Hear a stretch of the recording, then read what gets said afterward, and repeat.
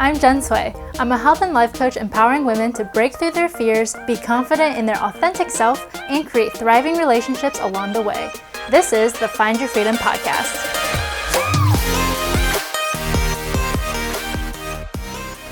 Hi everyone, welcome back to the Find Your Freedom podcast. I'm really excited to share with you today's episode on how to make decisions quickly and without regret. This is a question that kind of comes up, or more of a topic that comes up often when I'm doing coaching calls, and I wanted to split this up into two parts. And this first part's going to be pretty short. I'm going to go over the mental framework for decision making. And it's the framework that I personally use, that I've learned throughout my life, and then also the one that I share with my clients. And also, I'm going to share with you some key concepts to keep in mind when you're making decisions so that you can actually make quick decisions that you can consider good decisions, quote unquote good. And we're going to go over a little bit about that as well. And, just live without regret. Okay, so with that being said, let's go ahead and just jump right into it.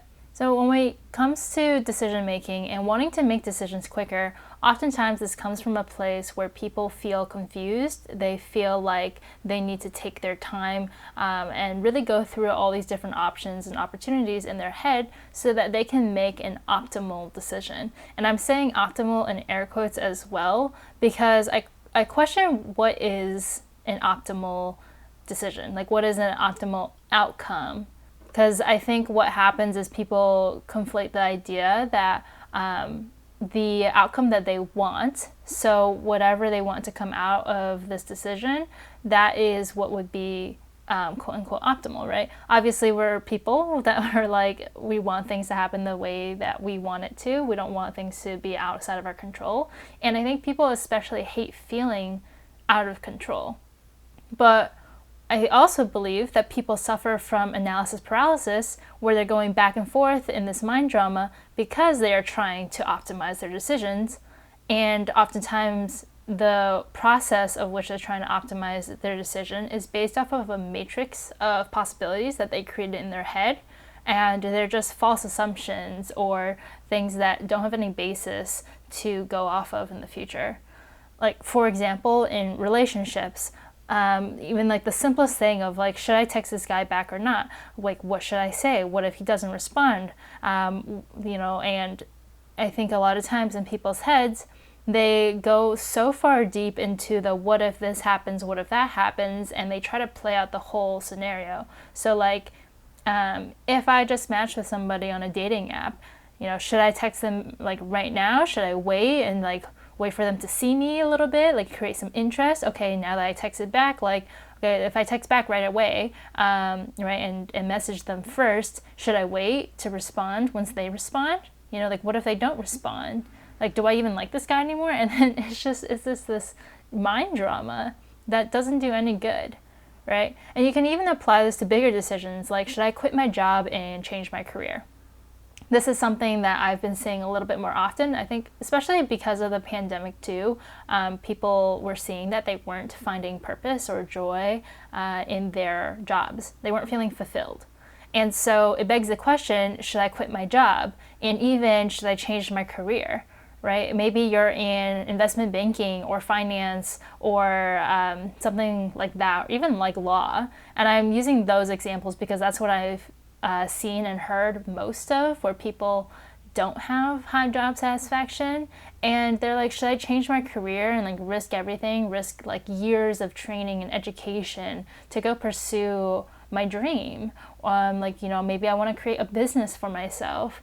And they go back and forth in their head, when at the end of the day, if you just took the time to look at where are you right now, and that you're unhappy now, like, what would make you happier and even unhappier, right? Because that by staying in this job for like as long as you can, it's gonna make you unhappy. It's gonna leave you feeling more tired, more exhausted, like less energy to actually put into looking into, well, what would a career change look like for me?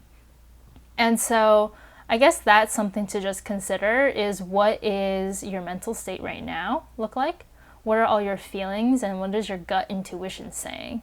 And so that leads me, my friends, to the first key concept or mental framework, as you want to see it, for decision making. And that is to trust your intuition.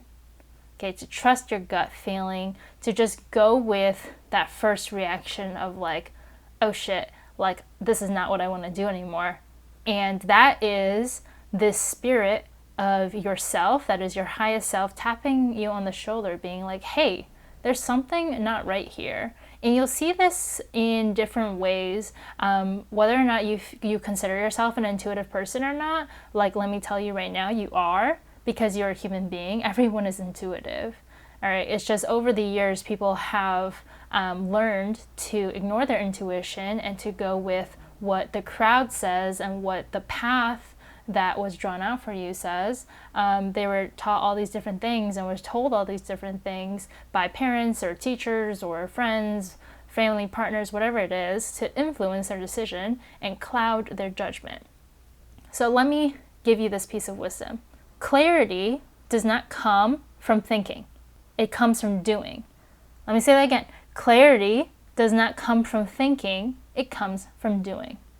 So in order to get clarity, you have to take action. You have to actually choose a direction and work your way towards that in order to see whether or not that decision was optimal, quote unquote, and like what to do next with it.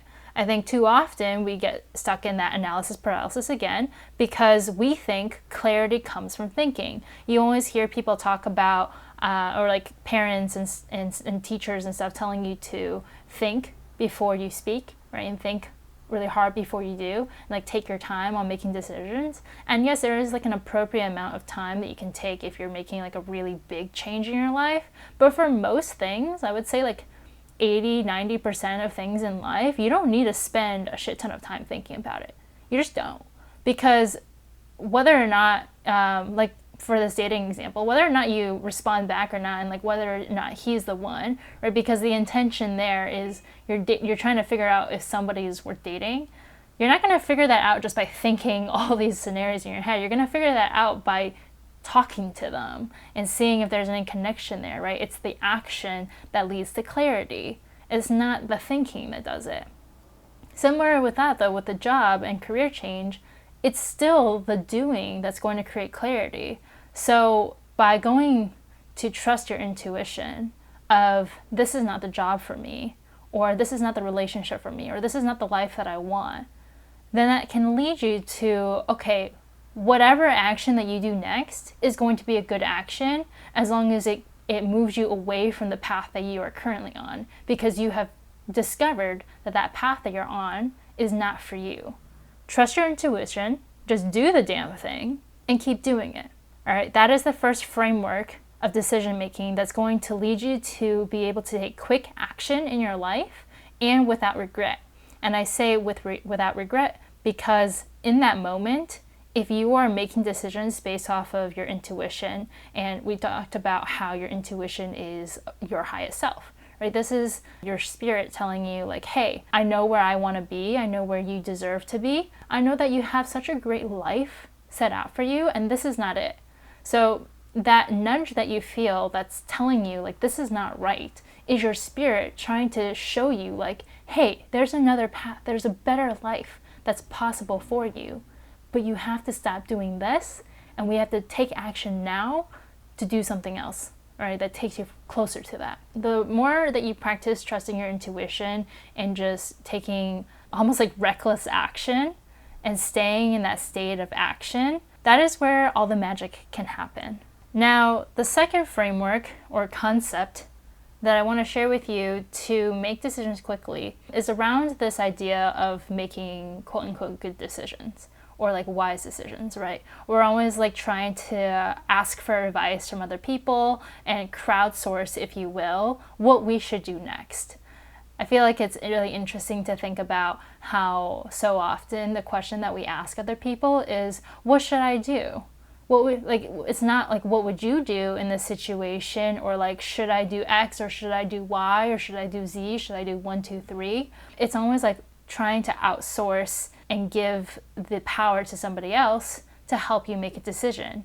And where that comes from deep inside is this inability to trust yourself with your decision and to have your own back.